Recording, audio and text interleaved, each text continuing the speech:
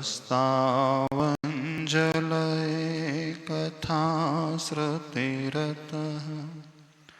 कर्णोक्षिसम्प्रेक्ष्यते स्वस्तत्यां व्यसनमशिरो नतिपरं सेवेन्द्रशीयेन ते तेजस्वी सुजनोऽहमेव सुकृते तेनैव तेजः पते।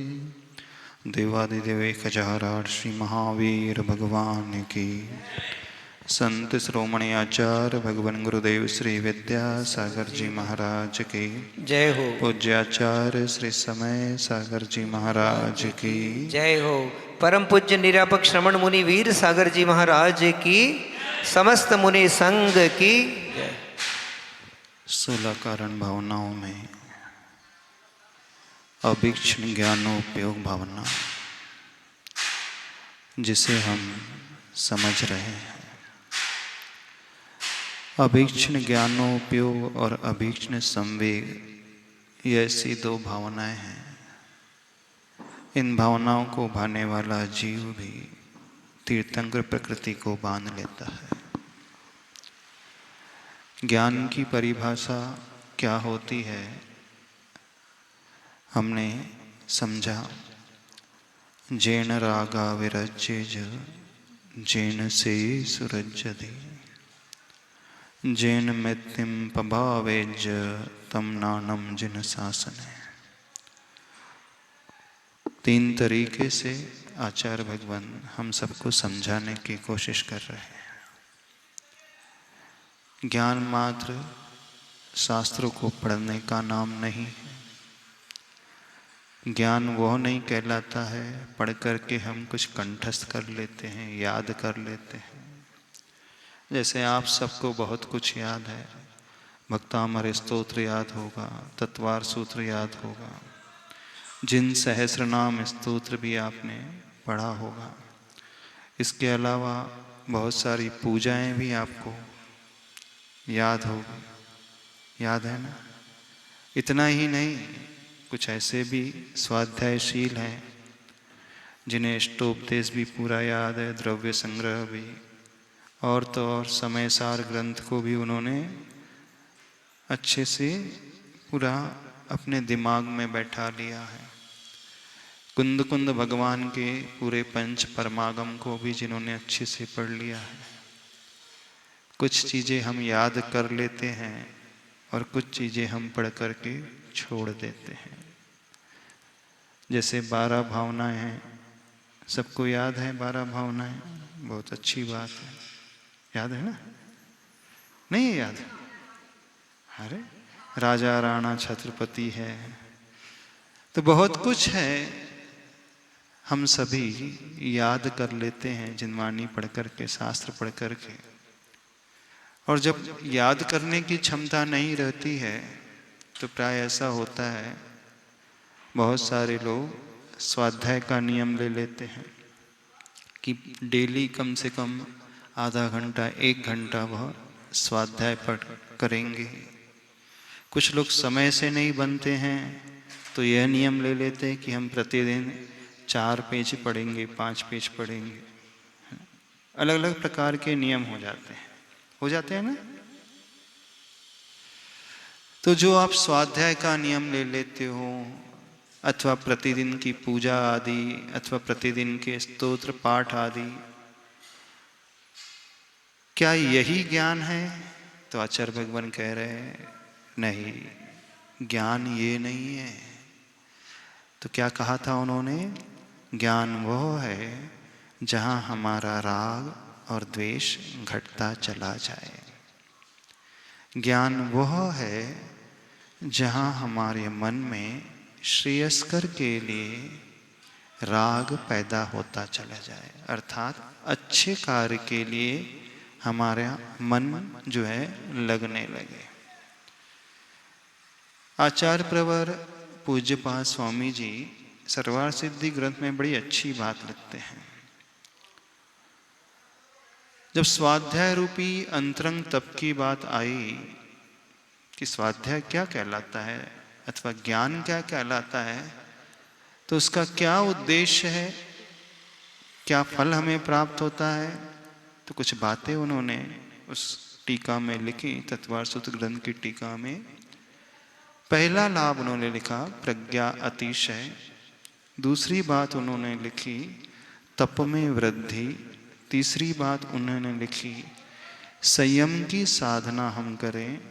चौथी बात उन्होंने लिखी कि हमारा राग और द्वेष समाप्त होता चला जाए। पांचवी आदि बात लिखी कि हम अन्य अच्छी क्रियाओं को अपने जीवन में अंगीकार कर लें, तो वो कहलाता है स्वाध्याय। एक स्वाध्याय शब्द भी बना है, स्व प्लस अध्याय, और यदि इसकी संधि विच्छेद करें स्व धन अधि धन आय, अर्थात जो स्वयं के निकट पहुंचता है वह स्वाध्याय कहलाता है। अतति गच्छति यानी अपने अधि, अपने निकट, अपनी आत्मा के निकट, स्व अधि अतति गच्छति आयाति आना, वो स्वाध्याय कहलाता है। पढ़ने का नाम स्वाध्याय नहीं। जो हम पढ़ते हैं उसे हम अपने भीतर जब घटाने लगते हैं तो वह स्वाध्याय है। यानी शास्त्रों को पढ़ कर के उसे स्व के ऊपर घटित करते चले जाना। शास्त्र एक मात्र माध्यम है, उससे अधिक कुछ नहीं। शास्त्र एकमात्र इंडिकेटर है, इंडिकेट करता है, संकेत देता है क्या करने से क्या होता है, क्या करना चाहिए, क्या नहीं करना चाहिए। चाहे आप प्रथमानुयोग ग्रंथों को पढ़ो, चाहे कर्णानुयोग ग्रंथ, चाहे चरणानुयोग, चाहे द्रव्यानुयोग ग्रंथ को पढ़े हो। एक छोटी सी बात आपसे पूछना चाहते हैं। मान लीजिए आप किसी का चरित्र ग्रंथ पढ़ रहे हैं अथवा पुराण ग्रंथ पढ़ रहे हैं। आपने आदि पुराण ग्रंथ पढ़ा अथवा पद्म पुराण ग्रंथ पढ़ा, रामचंद्र जी का चरित्र पढ़ लिया। तो जब भी आप कोई प्रथमानुयोग ग्रंथ पढ़ते हो, कोई कथा पढ़ते हो, कोई पुराण ग्रंथ पढ़ते हो, तो क्या सोच करके पढ़ते हो? आप किसकी कहानी पढ़ते हो? रामचंद्र जी की, है ना, आदिनाथ भगवान की, अथवा हनुमान जी का चरित्र पढ़ा, अथवा मैना सुंदरी का, श्रीपाल का चरित्र पढ़ा, अथवा श्रेणिक का चरित्र पढ़ा। लिखा तो यही गया है, श्रेणिक चरित्र, श्रीपाल चरित्र, श्री राम का चरित्र, हनुमान का चरित्र, मैना सुंदरी का चरित्र। पर हमें उनकी कहानी पढ़ने से क्या लाभ होगा बताइए? आपने पद्म पुराण ग्रंथ पढ़ लिया, उससे आपको क्या मिला? कुछ मिलता है? आपने पढ़ा रावण ने सीता का हरण कर लिया, फिर राम लक्ष्मण ने युद्ध किया, फिर उन्हें पराजित किया, फिर विभीषण उनके साथ आ गए, फिर वे लंका विजय करके लौट करके अयोध्या आ गए, फिर सीता को उन्होंने जंगल में छुड़वा दिया, फिर लव कुश उनके गर्भ से पैदा हुए। पूरी आपने पूर्व रामायण उत्तर रामायण पढ़ ली अथवा देख ली, सीरियल भी देख लिया होगा, बहुतों ने देखा होगा। देख करके पढ़ करके क्या प्राप्त हुआ? क्या सोच करके देखते हो सीरियल, क्या सोच करके उस कथा को पढ़ते हो? प्राय सभी लोग यह सोच करके पढ़ते अथवा देखते हैं कि हम उस व्यक्ति की कहानी पढ़ रहे हैं। जब यह सोच करके हम पढ़ेंगे तो वो स्वाध्याय नहीं कहलाएगा। स्वाध्याय क्या कहलाएगा? कथा तो उस व्यक्तित्व की है, लेकिन उस कथा को हम अपने जीवन में जब घटाने लगेंगे तो वो स्वाध्याय हो जाएगा। अपने जीवन में घटाने का अभिप्राय, यदि हम उस जगह होते तो क्या करते? यदि आप सीता की जगह होते तो क्या करते? यदि आप लक्ष्मण की अथवा रावण की जगह होते, राम की जगह होते, हनुमान की जगह होते, विभीषण की जगह होते तो क्या करते? चरित्र उन महानायकों का, लेकिन वह चरित्र हमारा चरित्र तब बन जाएगा जब उसमें हम अपने आप को देखने लगेंगे। कथा हम उन्हीं की पढ़ रहे हैं, लेकिन उस कथा को जब हम अपने जीवन में घटाने लग जाएंगे तो वह स्वाध्याय की श्रेणी में आ जाएगा। निमित्त वह ग्रंथ बना, उस ग्रंथ के माध्यम से, उस कथा के माध्यम से हम क्या अध्ययन करेंगे? अपने आप का अध्ययन करेंगे। जब उसे पढ़ करके जब हम अपने परिणामों का अध्ययन करने लगते हैं, हमारे भीतर कैसी कैसी कषाय जागृत होती हैं, कैसे कैसे परिणाम जागृत होते हैं, यदि हम उस जगह होते तो क्या हमारा रिएक्शन भी बिल्कुल वैसा ही होता जैसा उन लोगों का था, कि कुछ उससे बेहतर होता अथवा उससे घटिया होता? प्राय व्यक्ति यह नहीं सोचते। आप चुप इसलिए नहीं सोचते क्योंकि आपका नियम है आधे घंटे पढ़ने का। आप लोग जो स्वाध्याय करते हो, क्यों करते हो? नियम पूरा करने के लिए। यही है ना? जिनका 4 पेज पढ़ने का नियम है तो रोज 4 पेज पढ़ लेते हैं। उनसे पूछा क्यों पढ़ा भाई? हमारा नियम है, हमने नियम किया गुरु से, इसलिए हम पढ़ रहे हैं। इसलिए पढ़ते हो ना। देखो जितने लोग भी स्वाध्याय करते हैं, रेगुलर करते हैं, तो वो यही कहते हैं हमारा नियम है, और 2 टाइम स्वाध्याय करने का नियम है। तो 2 टाइम का नियम लिए तो फिर 2 टाइम तो निभाना पड़ेगा। यदि नियम की पूर्ति के लिए शास्त्र पढ़े जा रहे हैं तो वह स्वाध्याय की श्रेणी में नहीं आएगा। हाँ, नियम लेना बहुत अच्छी बात है, क्योंकि जब तक हम नियम नहीं लेंगे हम बनेंगे भी नहीं। नियम नहीं लेने से हम उस श्रृंखल हो जाएंगे, कभी पढ़ लिया कभी नहीं भी पढ़ा। लेकिन जब हम नियम ग्रहण कर लेते हैं तो वहाँ हमारा समर्पण पता चल जाता है कि हमारा डिवोशन कितना है उस आगम के प्रति, उस शास्त्र के प्रति। बहुत अच्छी बात है, नियम लेना भी चाहिए। हम भी कह रहे हैं कि नियम लेना ही चाहिए, क्योंकि जब तक व्यक्ति नियम से नहीं बंधेगा, संकल्प से नहीं बनेगा, तो उसकी निर्जरा भी नहीं होगी, उससे लाभ भी नहीं होगा। पर नियम लेने के पश्चात जो स्वाध्याय किया जाता है वो नियम पूर्ति के लिए नहीं किया जाता है। थोड़ा सा अंतर समझने की कोशिश करें, रहस्य को समझे। जब जब व्यक्ति कहता है कि मैं नियम पूरा करने के लिए स्वाध्याय करता हूं, आप लोग अभिषेक क्यों करते हो, मंदिर क्यों जाते हो? चलो, क्योंकि आपको बचपन से आदत पड़ गई इसलिए मंदिर जाते हो, अथवा माँ बाप ने सिखाया इसलिए मंदिर जाते हो, अथवा माँ बाप ने प्रेशर करके नियम दिलाया इस कारण हम मंदिर जाते हैं। आप लोग मंदिर जाते हो। अभिषेक पूजा भी क्यों करते हो? नियम पूर्ण करने के लिए। प्राय यही सबसे बड़ी गलती हो जाती है। व्यक्ति जो भी अच्छी क्रिया अपने जीवन में अपनाता है वो नियम की पूर्ति के लिए, अर्थात खाना पूर्ति के लिए करता है। नियम बहुत हेल्पफुल होगा, लेकिन नियम लेने के पश्चात हम करेंगे क्यों स्वाध्याय? उस स्वाध्याय के माध्यम से, उस ग्रंथ के माध्यम से, उस कथा नायक की कथा पढ़ करके उसे हम अपने जीवन में घटाएंगे।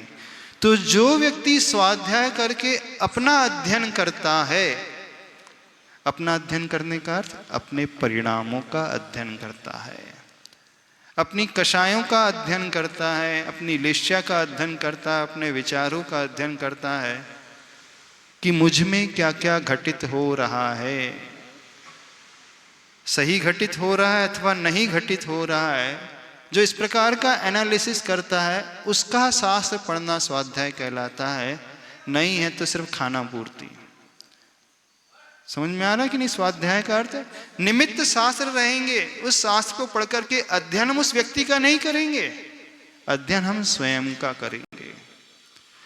रामचंद्र जी का कथा पढ़ रहे हैं, चरित्र पढ़ रहे हैं, हनुमान जी की कथा पढ़ रहे हैं, मैना सुंदरी की कथा पढ़ रहे हैं, किसी की भी कथा पढ़ रहे हैं, श्री कृष्ण जी की कथा पढ़ रहे हैं। कथा तो पढ़ ली, लेकिन अपने आप को वहां नहीं रखा तो वो बिल्कुल वैसा ही हो जाएगा जैसा एंटरटेनमेंट के लिए आप टीवी सीरियल देखते हो, मूवी देखते हो, उपन्यास पढ़ जाते हो और अलग कर देते हो। उसे पढ़ करके हमने क्या अपने जीवन में परिवर्तन लाया, हमने क्या सीखा, ये चिंतन जब चलता है तो वो स्वयं का अध्ययन हो जाता है। और ये चिंतन नहीं चलता है तो वो एक स्वाध्याय की सिर्फ क्रिया होती है, उससे अधिक कुछ नहीं, अथवा नियम की एक पूर्ति होती है, उससे अधिक कुछ नहीं। तो थोड़ा सा ध्यान से सोचें, विचारें, क्या ऐसा अभी तक आप लोग सिर्फ नियम के लिए करते आए हैं ना? अधिकांश लोग नियम के लिए, नियम पूरा करने के लिए कर रहे हैं सब कुछ, और उन्हें अच्छा भी लगता है कि देखो हम बिना किसी दोष के, बिना किसी अतिचार के हम निर्दोष अपने नियम को निभा रहे हैं। खुशी भी बहुत होती है ना, जब कोई हम नियम में दोष नहीं लगा रहे हैं, शिथिलाचार नहीं कर रहे हैं, कोई अतिक्रम नहीं, कोई व्यतिक्रम नहीं, कोई अतिचार नहीं, कोई अनाचार नहीं, बिना नागे के हम अच्छे से प्रतिदिन कर रहे हैं, तो एक सेटिस्फेक्शन तो मिलता है, संतुष्टि मिलती कि देखो हमने जब उस समय भी स्वाध्याय नहीं छोड़ा, जब प्रतिकूलता थी, हम बीमार थे, बहुत ज़्यादा व्यस्त भी थे, मेहमान भी थे घर में, उनको निभाते हुए, उन कर्तव्य को पालन करते हुए भी हमने अपने नियम को बहुत बखूबी निभाया।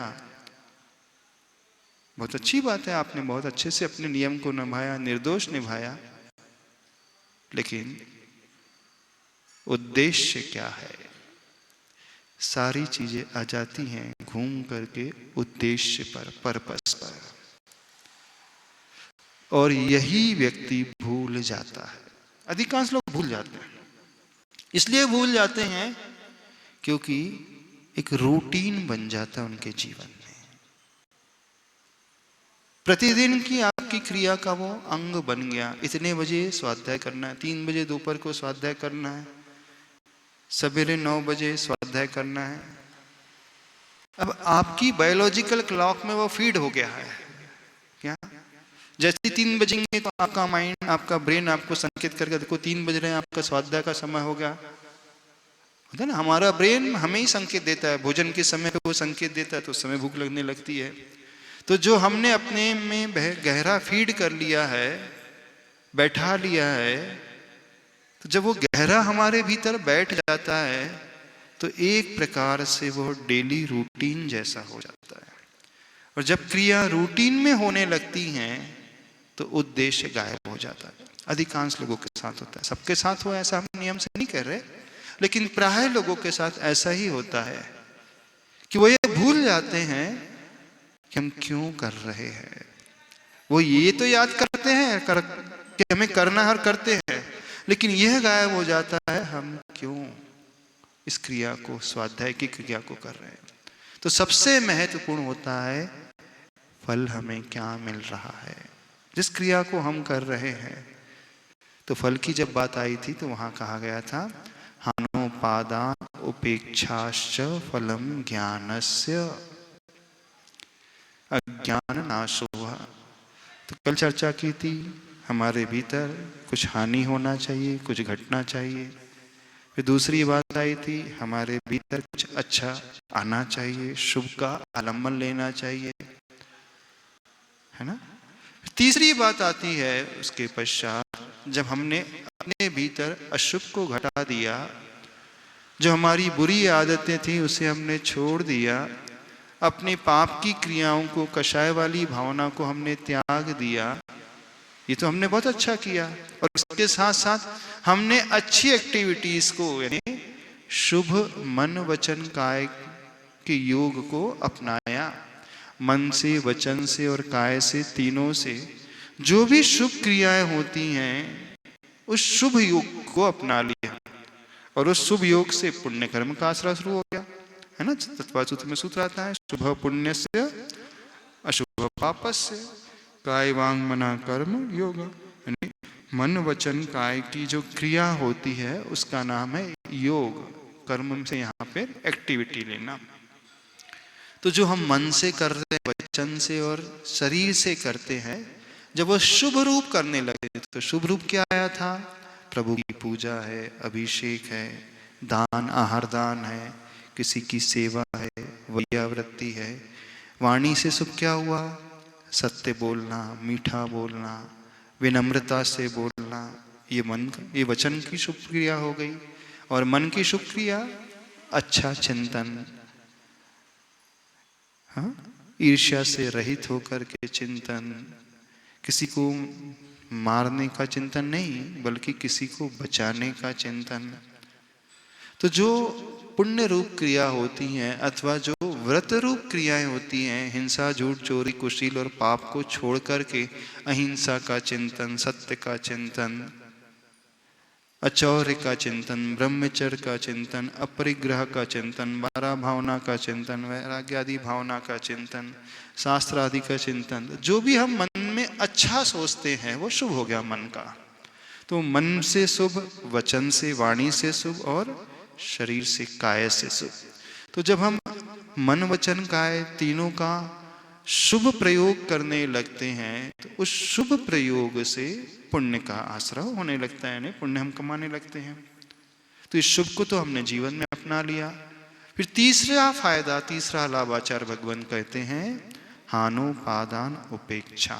उपेक्षा का अर्थ होता है जब व्यक्ति इन दोनों से ऊपर उठ जाता है, एकदम निर्विकल्प हो जाता है, शांत हो जाता है, समता में आ जाता है, जब उसकी कोई आकांक्षा नहीं होती है, कोई लोभ नहीं रहता है, जो वर्तमान में जीता है, तो वो कहलाता है शुद्ध।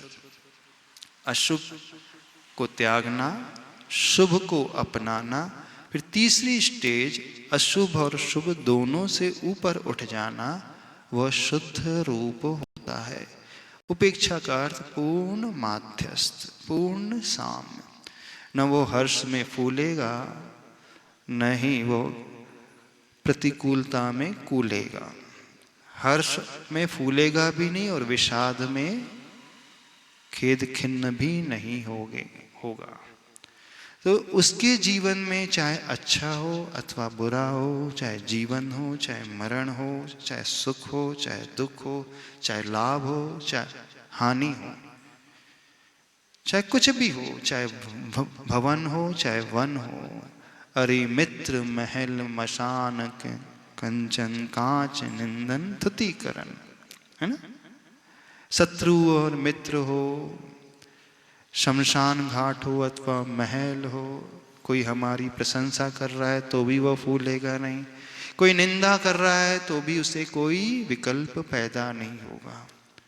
कोई हमारे साथ अच्छा व्यवहार कर रहा है तो वह अंदर से अभिमान से नहीं भरेगा, मैं कितना गुणी हूँ, मेरे पास कितनी क्वालिटीज़ है। और कोई हमारे साथ दुर्व्यवहार कर रहा है, उपसर्ग कर रहा है, हमें प्रताड़ित कर रहा है, हमारे बारे में दुष्प्रचार कर रहा है, तो भी उससे कोई खेद खिन्नता नहीं होगी। वह तो पूर्ण विपाक विषय धर्म ध्यान को लेकर के, कर्म के उदय को मान करके समता से उसे स्वीकार करता है और जीवन को इस प्रकार बना लेता है। तो वह पुण्य से भी ऊपर उठ जाता है, तो वह शुद्ध की भूमिका में पहुंच जाता है, तो वह कहलाता है उपेक्षा। समझ में आ रहा है, नहीं समझ में आ रहा? तो आप लोगों ने अभी यह भी समझा कि आचार्य भगवान यह कह रहे हैं हमने अशुभ को त्यागना है, हमें शुभ को अपनाना है। ये दूसरी बात हो गई थी। अब वो तीसरी बात ज्ञान की रख रहे हैं, जो उस गाथा में कहा गया, जैन रागा विरज्य जैन से सुहृज्यदि।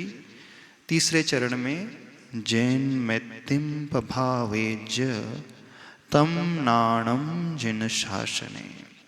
क्या कहा गया? जैन यानी जिसके द्वारा हमारे मन में मैत्री का भाव आने लगे, वह जिनेंद्र भगवान के शासन में ज्ञान कहलाता है। मैत्री भाव समझते हो? क्या कहलाता है मैत्री भाव? दोस्त बनाना, फ्रेंडशिप करना। सामान्य से फ्रेंडशिप को मैत्री कहा जाता है। फ्रेंड आपका मित्र हो गया, दोस्त हो गया। और जो दोस्त के साथ अंदर से जो फीलिंग उत्पन्न होती है, दोस्ती का भाव, मित्रता का भाव, वो कहलाती है मैत्री, है ना। तो मैत्री की भावना का अर्थ क्या है पता है? प्रेम भाव हो सब जीवों पर, गुणी जनों में हर्ष प्रभो, करुणा स्रोत बहे दुखियों में, दुर्जन में माध्यस्थ विभो। जब ऐसी मन की परिणति हमारी होने लगे तो इसका नाम है ज्ञान का फल। क्या आपके भीतर ऐसा ज्ञान है? प्रेम भाव हो सब जीवों पर, दुनिया के समस्त जीवों पर प्रेम भाव, वात्सल्य का भाव, वो कहलाती है मैत्री। यदि शास्त्र के अनुसार उसकी परिभाषा समझना, डेफिनेशन समझना है, तो आचार्य परवर अकलंक देव लिखते हैं, परेशान दुख अनुत्पत्ति अभिलाषा इति मैत्री। क्या कहा? संस्कृत में लिखा है, परेशान यानी अन्य के जीवन में, अन्य प्राणियों की जिंदगी में दुख उत्पन्न न हो, कष्ट उत्पन्न न हो, ऐसी अभिलाषा करना, ऐसी आकांक्षा करना, ऐसा भाव पैदा करना, उसका नाम है मैत्री भाव। आपके हृदय में मैत्री का भाव है? नहीं है। बस यही मैत्री भाव उस तत्वार सूत्र में बताया, मैत्री प्रमोद कारुण माध्यस्थानी च सत्व गुणाधिक क्लिश्य माना विनियेषु। सत्व यानी सभी जीवों पर मैत्री भाव। यहां पार्शलिटी नहीं होगी, यहां भेदभाव नहीं होगा, यहां मेरा तेरा नहीं होगा। ये मेरा परिवार का हिस्सा है इसलिए उससे मैत्री, ये मेरे कॉलेज फ्रेंड है, क्लासमेट है इसलिए उससे मैत्री, मेरी इससे बहुत अच्छी बनती है, ट्यूनिंग बहुत अच्छी है इसलिए मैत्री। जो दुनिया में मैत्री की डेफिनेशन प्रचलित है वो बहुत सुपरफिशियल है, बहुत उथली है, ऊपर ऊपर रहने वाली है। लेकिन जैन धर्म के अनुसार मैत्री वो कहलाती है, जीव मात्र के प्रति वह भाव। कौन सा भाव? हे भगवान, किसी भी जीव को संसार में कभी कष्ट पैदा ही ना हो। मैत्री भाव ने ऐसी वो करुणा की भावना से, उसका हृदय इस प्रकार की भावना से भरना उठना भर जाएगा, मन से भी, वचन से भी, काय से भी वो किसी के प्रति बुरा नहीं हो सकता। ये कहलाता है ज्ञान। और सरल शब्दों में समझना है तो ज्ञान वो है जो हम स्वयं के लिए चाहते हैं वो हम दूसरों के लिए देते हैं, बस इसी का नाम ज्ञान है। जो हम स्वयं के लिए मन से चाहते हैं, वचन से चाहते हैं और काय से चाहते हैं, वैसा ही दूसरों के लिए मन से, वचन से, काय से देना सीखते हैं। क्या हम चाहते हैं कि हमारे बारे में कोई बुरा सोचे? कोई भी नहीं चाहता होगा ना कि दुनिया हमारे बारे में बुरा सोचे, हमारे अहित का चिंतन करे, हमारा पतन हो जाए, हमारे जीवन में लॉस आ जाए, मेरा एक्सीडेंट हो जाए, मैं बीमार पड़ जाऊं, मैं जल्दी मर जाऊं। कोई भी नहीं सोचता ना। सब क्या सोचते हैं? दुनिया हमारे बारे में बहुत अच्छा अच्छा सोचे, हमारी कभी बुराई ना करे, हमारे लिए साथ हमेशा खड़े रहे। तो मन से हम क्या चाहते हैं अपने लिए? हम अच्छा अपने लिए चाहते हैं, तो बस वही मानसिक धारणा दूसरों के लिए करना शुरू कर दो। अच्छा, कोई ये पसंद करता है कि दुनिया गाली दे करके बात करे? यदि कोई आपसे गाली दे करके बात करता है तो कैसा लगता है बताओ? गाली देना तो बहुत दूर, थोड़ा सा कोई कमेंट भी कस दे तो दिमाग खराब हो जाता है। थोड़ा सा व्यंग भी कस दे, कुछ कह दे, कौन सा भाव आने लगता है? चिड़चिड़ाहट पैदा होने लगती है। आपकी बुराई कर दे तो भी शांति चली जाती है। कोई ये चाहता है कि कोई उससे कठोर शब्दों का प्रयोग करके बातचीत करे, अशब्द शब्दों का प्रयोग करके बातचीत करे? नहीं चाहता। यदि हमसे कोई इस प्रकार से बात करेगा तो हमें बिल्कुल अच्छा लगेगा? बिल्कुल भी नहीं लगेगा अच्छा। तो हम जो भावना रखते हैं कि दुनिया का हर व्यक्ति मुझसे एक सलीके से पेश आना चाहिए, आदर पूर्वक पेश आना चाहिए, सम्मान देना चाहिए, सामने वाला मुझे सम्मान देकर, रिस्पेक्ट देकर के बात करे, एक्सक्यूज मी कह करके बात करे, जैसे कुछ करना है, किसी से आके भिड़ जाए हमसे, ऐसा तो अच्छा नहीं होता है। मैनर्स होते हैं अच्छे। तो हम अपने लिए क्या भावना भाते हैं कि जो भी हमसे मिले अच्छे से मिले, अच्छे से बात करे, तो बस वो ही हम दूसरों के साथ करना शुरू कर दें। यानी हमारी वाणी वैसी हो जाए जैसी हम दूसरों की वाणी स्वयं के लिए सुनना चाहते हैं। तो समझना ये मैत्री भाव है। और तीसरी बात, क्या हमें अच्छा लगता है कोई हमसे फिजिकली दुर्व्यवहार करे, हमारे ऊपर प्रहार करे, शस्त्रों से मारे, हाथ पैर मार करके बात करे? नहीं रखता ना। तो फिजिकली भी हम दूसरों के साथ इस प्रकार का व्यवहार ना करें।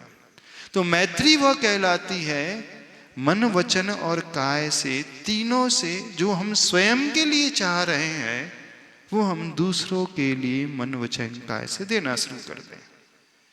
तो समझना सच्ची मित्रता करने वाला व्यक्ति वो है, और इसका नाम है ज्ञान। बताइए, है आपके भीतर ज्ञान? है कि नहीं है? थोड़ा सा कठिन प्रश्न हो गया, अब सबको लगने लगा होगा हम तो ऐसे है ही नहीं। अरे ज्ञान, इसका नाम ज्ञान, इसका नाम पढ़ने का नाम ज्ञान कहीं नहीं कहा शास्त्रों में। स्वाध्याय अवश्य कहा, और स्वाध्याय का अर्थ सभी लोग शास्त्र पढ़ने को ले लेते हैं। जब भी कहा जाता है स्वाध्याय करना है, हाँ तो आप पूछे महाराज जी कौन सा ग्रंथ पढ़ना है? हाँ ग्रंथ का नाम बता दो, उस ग्रंथ को हम पढ़ेंगे। यानी हर व्यक्ति मीडियम पर आकर के अटक जाता है। वो शास्त्र एक माध्यम है, उससे अधिक कुछ नहीं। शास्त्र पढ़ना हमारे मंजिल नहीं है, हमारी मंजिल नहीं है। वो एक मीडियम है, वो हमारा गोल नहीं है। प्राय यही गलती सबके साथ होती है, हर धर्म की क्रिया को वो गोल मान करके चल रहा है। बोले अभिषेक मेरा गोल, अभिषेक करना आपका कोई गोल लक्ष्य नहीं है, पूजन करना वो आपका लक्ष्य नहीं है, शास्त्र पढ़ना वो लक्ष्य नहीं है, दर्शन करना भगवान के वो लक्ष्य है ही नहीं हमारा। बताओ, आपका लक्ष्य प्रभु के दर्शन करना होना भी नहीं चाहिए। लक्ष्य क्या है? प्रभु के दर्शन करके अपने आप को प्रभु के जैसा बनाना, ये लक्ष्य है, ये हमारा गोल है। तो व्यक्ति दर्शन में अटक जाता है, एक पूजा में अटक जाता है, एक अभिषेक में अटक जाता है, और एक शास्त्र में अटक जाता है। बोले मैंने नियम लिया है तो मुझे रोज शास्त्र साधना करना है। बहुत बड़ी गलती प्राय हर एक व्यक्ति से हो जाती है, और वो ये सोचने लगता है कि मैं तो बहुत कुछ अच्छा कर रहा हूं। जब आप सारे नियम अच्छे से निभाते हैं, अपने 6 आवश्यक बहुत अच्छे से निभाते हैं, प्रभु की पूजा करते हैं, गुरु की उपासना करते हैं। अच्छा, गुरु की उपासना आपका लक्ष्य है? गुरु की सेवा करना लक्ष्य है? बिल्कुल नहीं होना चाहिए। फिर कह रहे हैं गुरु की वैयावृत्ति, गुरु की सेवा लक्ष्य नहीं। गुरु की सेवा, गुरु की वैयावृत्ति भी माध्यम है, लक्ष्य गुरु जैसा बनना। समझो इस बात को। नहीं तो हम जिंदगी भर नौकरी बन करके रह जाएंगे, हम जिंदगी भर पुजारी बन करके रह जाएंगे। जैन धर्म कभी नहीं सिखाता, कहीं नहीं सिखाता कि आप जिंदगी भर हमेशा भवो भवो तक भगवान को नहलाते रहो, कभी नहीं सिखाता। वो ये नहीं कहता कि हम भवो भवो तक शास्त्र के पन्ने पलटते रहो, नहीं, ये लक्ष्य हमारा नहीं है। हाँ, ये सिर्फ माध्यम है। देव भी माध्यम है, गुरु भी माध्यम है, और शास्त्र भी माध्यम है। माध्यम समझते हो? यदि हमें ऊपर चढ़ना है तो सीढ़ी हमारे लिए क्या होती है? टेरेस पे पहुंचना है, छत पे पहुंचना है, तो सीढ़ी क्या होती है? एक माध्यम होती कि नहीं? जब सीढ़ी पर कदम रख करके आप छत पर पहुंच जाते हो तो सीढ़ी भी साथ में ले जाते हो ऊपर उठा करके? सीढ़ी छोड़ देते हो कि नहीं? छत पर पहुंच करके सीढ़ी छोड़ नहीं देता, सीढ़ी अपने आप छूट जाती है। ऐसे ही है ना? और कोई व्यक्ति सीढ़ी को ही पकड़ करके बैठ जाए तो वो कभी छत पर नहीं पहुंच पाएगा। तो गलती कहाँ हो रही है? प्राय सभी लोगों ने शास्त्र पकड़ लिए हैं। हाँ, बोले हमने नियम लिया शास्त्र का स्वाध्याय करना है। कौन से शास्त्र का? बोले पद्म पुराण ग्रंथ का पढ़ना है, आदि पुराण ग्रंथ पढ़ना है, 24 पुराण पढ़ना है, कर्म कांड पढ़ना है, इष्टोपदेश पढ़ना है, तत्वार सूत्र पढ़ना है। फिर कह रहे हैं ये कोई भी ग्रंथ, कोई भी अनुयुक्त के ग्रंथ, प्रथमानुयुक्त, कर्णानुयुक्त, चरणानुयुक्त, द्रव्यानुयुक्त, इन्हें पढ़ना हमारा माध्यम हमारा लक्ष्य नहीं है। इन्हें पढ़ करके, इन शास्त्रों को पढ़ करके स्वयं तक पहुंचना अपना लक्ष्य है, तब वो स्वाध्याय कहलाएगा। और ये सबके साथ घटित होता है, प्रभु के साथ भी घटित होता है, गुरु के साथ भी घटित होता है, और शास्त्र के साथ भी घटित होता है। कुछ लोग मंदिर तक अटक जाते हैं, कुछ लोग शास्त्र तक अटक जाते हैं, और कुछ लोग गुरु तक अटक जाते हैं। देव गुरु शास्त्र तीनों सीढ़ी है, उससे ज्यादा कुछ नहीं है। थोड़ा सा कड़वा सा लग रहा होगा, है ना? कड़वा लग रहा होगा ना? हम भगवान को क्या कह रहे हैं? सीढ़ी कह रहे हैं। कह रहे नहीं, सीढ़ी नहीं कह रहे, माध्यम कह रहे हैं। क्योंकि हमारा लक्ष्य पर भगवान नहीं, हमारा लक्ष्य स्व भगवान। तभी तो हमें सुख मिलेगा, क्योंकि वो भगवान, पार्श्वनाथ भगवान, महावीर भगवान अपने अनंत सुख में से रंच मात्र भी सुख हमें नहीं दे सकते। अपने अनंत केवल ज्ञान में से थोड़ा सा भी ज्ञान नहीं दे सकते। दे सकते? जबकि अनंत में से कितना भी बांटो कभी घटेगा नहीं, कम नहीं होगा। प्रभु तो करना निधान होते हैं ना, तुम्हें दे देना चाहिए सारे भक्तों को। लो थोड़ा सा सुख तुम भी ले लो, थोड़ा तुम भी ले लो, थोड़ा तुम भी ले लो, बढ़िया ऐश करो। करना चाहिए कि नहीं? भगवान को करना चाहिए ना। दया के निधान है, करुणा के सागर है भगवान।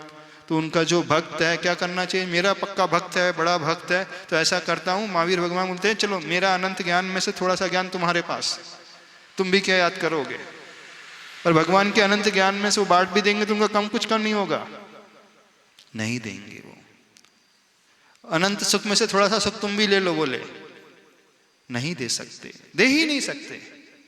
ये तो हमें स्वयं पैदा करना होगा। हाँ, उन्हें देख करके, उनकी पूजा करके, उन शास्त्रों को पढ़ करके हम उन जैसे हो सकते हैं। तो हमारा लक्ष्य उन जैसे होना, न कि उन्हें पाना। अंतर समझना हम क्या कह रहे हैं? हमारा लक्ष्य उन जैसे ही, एज इट इज, जैसे वे हैं बिल्कुल एज इट इज, कोई कम नहीं, रंच मात्र भी कोई कमी नहीं। जितना अनंत सुख उनके पास है, सेम अनंत मुझे भी चाहिए। जितना ज्ञान उनके पास अनंत केवल ज्ञान है, उतना ही ज्ञान हमें भी। जितना वीर, जितनी शक्ति उनके पास है, एज इट इज शक्ति हमें भी चाहिए। तो लक्ष्य क्या हुआ?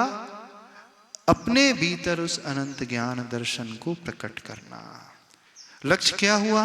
स्वयं तक आना। लक्ष्य क्या हुआ? स्वयं को पहचानना, स्वयं का अध्ययन करना। और उस स्वयं तक पहुंचने के लिए वो चारों ही अनुयोग के शास्त्र सिर्फ माध्यम है। हम समय सार को कंठस्थ कर ले, याद कर ले, 439 गाथा याद कर ले, रट ले, उससे क्या होगा? क्योंकि ये पर पर्याय हैं। जब तक वे हमारी पर्याय नहीं बनेंगे तब तक हमारा उद्धार नहीं होगा। वो शास्त्र की गाथा हमारे आत्मा की पर्याय नहीं बनेगी तब तक हमारा कल्याण नहीं होगा। वे गुरु जब तक हमारे हृदय की पर्याय नहीं बनेंगे तब तक हमारा कल्याण नहीं होगा। वे भगवान जब तक हमारी आत्मा के प्रदेश में नहीं समाएंगे, यानी उन जैसा रूप स्वरूप जब तक हमारे भीतर उद्घाटित नहीं होगा तब तक हमारा कल्याण नहीं होगा। तो जितने भी शास्त्र हैं, जितने भी गुरु हैं, जितने भी प्रभु हैं, सब सीढ़ी की भांति हैं। छत में पहुंचने के लिए सीढ़ी को छोड़ना पड़ता है। ठीक है, बहुत उपकारी है सीढ़ी, पर इसका अर्थ ये नहीं कि सीढ़ी को 24 घंटे जिंदगी भर ढोते फिरो। ऐसा समझ में आ रहा? नहीं समझ में आ रहा? तो स्वाध्याय का अर्थ समझ में आ गया? क्या हुआ ज्ञान? जिन मित्यम भावेज तम नानम जिन शासने। जहां मैत्री की भावना हमारे हृदय में जागृत हो जाए, जीव मात्र के प्रति करुणा का भाव, तब समझना हमने वास्तविक ज्ञान को छू लिया है। ये कहलाती है ज्ञान भावना। ये कहलाता है अभीक्ष्ण ज्ञानोपयोग का भाव। कठिन सा लग रहा होगा, लग रहा है ना कठिन? क्योंकि अभी तक धारणा क्या बनी है? ग्रंथों को पाठ करना। क्योंकि सबके नियम है, रोज कुछ लोगों के नियम तत्वार्थ का भी पाठ करेंगे, भक्तामर का भी पाठ करेंगे, सहस्रनाम का भी पाठ करेंगे, और कौन कौन से पाठ? कल्याण मंदिर और श्रावकाचार, सामायिक पाठ, स्वयंभू स्तोत्र और इष्टोपदेश, द्रव्य संग्रह, और भी है, और भी होते जाएंगे जैसे जैसे आप पढ़ते चले जाओगे। और बहुत अच्छी बात है, पढ़ना भी चाहिए। हम कटाक्ष बिल्कुल नहीं कर रहे हैं, नहीं तो आप बोले कि महाराज जी तो व्यंग कसने लगे जो पढ़ते हैं, एक तो इतना हम पढ़ रहे हैं और आप व्यंग कसने लगे। बिल्कुल नहीं। लग रहा है ऐसा हम व्यंग कस रहे हैं? नहीं, व्यंग बिल्कुल नहीं कस रहे। हम सिर्फ इतना कहना चाह रहे हैं, सारे के सारे ग्रंथ हमारे जीवन में सिर्फ माध्यम है। इन्हें पढ़ करके हमें स्वयं तक पहुंचना है, स्वयं का एनालिसिस करना है, स्वयं के परिणामों का अध्ययन करना है। और सही परिणाम वो कहलाएंगे जब हमारे भीतर वो मैत्री का भाव जागृत हो जाए, प्राणी मात्र के प्रति हमारे जीवन में वो ढल करके आ जाए। तो समझना हम ज्ञानोपयोग की भावना मानने वाले हो गए। नहीं तो समझना हम सिर्फ क्रिया तक सीमित रहने वाले हैं। और जिंदगी बीत जाती है, व्यक्ति क्रिया से ऊपर नहीं उठ पाता है। क्रिया भी उतनी ही आवश्यक है। इसका अर्थ ये नहीं समझना कि स्वाध्याय आवश्यक नहीं, ग्रंथ पढ़ना आवश्यक नहीं। हम फिर कह रहे हैं वो भी बिल्कुल आवश्यक है, ग्रंथ का पठन। क्योंकि वाचना भी कहा है स्वाध्याय के 5 भेदों में, वाचना, प्रचना, अनुप्रेक्षा, आमनाय, धर्मोपदेश। तो पहली सीढ़ी वाचन से ही होती है शुरू। पढ़ोगे तो समझ में आएगा, लेकिन पढ़ना उद्देश्य नहीं है, वाचना करके उसे स्वयं में घटाना उद्देश्य है। तभी आचार्य प्रवर पूज्य पाद स्वामी जी ने लिखा है, तो ज्ञान क्या होता है? प्रज्ञा अतिशय, धर्म का उद्घाटन, तप की वृद्धि, संयम का पालन, आवश्यक का निर्दोष जीवन में अनुपालन करना, अपनी इंद्रियों को वश में करना, चारित्र को निर्मल बनाना, ये ज्ञान कहा। उन्हीं आचार्य प्रवर ने जहाँ वाचना, प्रचना, अनुप्रेक्षा, आमनाय, धर्मोपदेश के बारे में लिखा, अंत में क्या कह करके विराम दे दिया? ये यदि लाभ हमारे जीवन में हो रहा है, मैत्री की भावना, शुभ में हमारा उपयोग लग जाए और राग से हमारी विरक्ति हो जाए, ये परिणति आ गई, तो समझना अब हम ज्ञानोपयोगी हो गए, अभीक्ष ज्ञानोपयोग की भावना भाने वाले हो गए। ये कैसे संभव, कैसे आता है? ये ऐसे आता है जब हमने शास्त्र पढ़ लिया, पढ़ने के पश्चात जब तक हम चिंतन नहीं करेंगे, सोचेंगे नहीं, चाहे आप प्रतिमान योग पढ़ो, उस पात्र की जगह स्वयं को रखना। यदि हम इसकी जगह होते तो क्या हम भी वैसे ही कषाय करते? क्या हम भी वैसे ही परिणाम करते कि उनसे भी कुछ अच्छा कर जाते भाव, अच्छा, अथवा उनसे बुरा कर जाते? अथवा हमारे जीवन में ऐसी परिस्थिति निर्मित होगी तो हम अपने आप को बिल्कुल ऐसे ही संभालेंगे जैसे रामचंद्र जी ने संभाला था, जैसे सीता ने स्वयं को संभाला था। जब हमारे जीवन में कर्म का तीव्र उदय आएगा तो मैं अपने आप को वैसा ही संभालूंगा। ये शिक्षा यदि ले ली तो वो स्वाध्याय कहलाएगा। या तो वर्तमान को देखना अथवा भविष्य की तैयारी उस ग्रंथ को लेकर के पढ़ करके करना है। जब ये संकल्प आ जाए तो फिर समझना स्वाध्याय बड़ा गजब का चल रहा है, नहीं है तो सिर्फ क्रिया चल रही है। समय हो गया है, इतना ही रखें। अभीक्ष्ण ज्ञानोपयोग भावना समझ में आ गई, इसको अब यहीं विराम दे देते हैं।